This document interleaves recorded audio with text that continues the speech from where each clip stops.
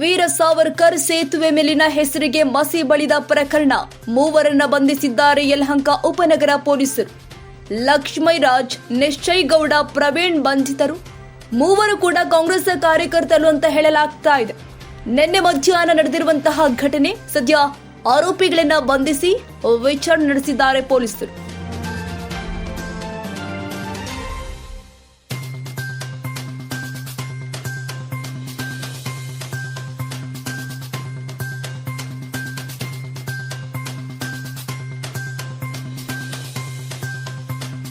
ಯಶಸ್ಸು ವಿದ್ಯಾಕೇಂದ್ರ 2024-25ನೇ ಸಾಲಿನ ಪ್ರವೇಶಾತಿ ಪ್ರಾರಂಭವಾಗಿದೆ.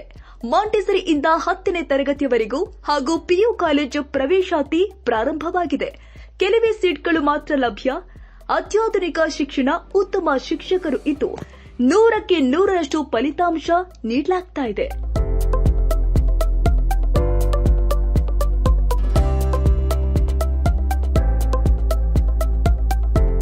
ಒಮ್ಮೆ ಭೇಟಿ ಕೊಡಿ.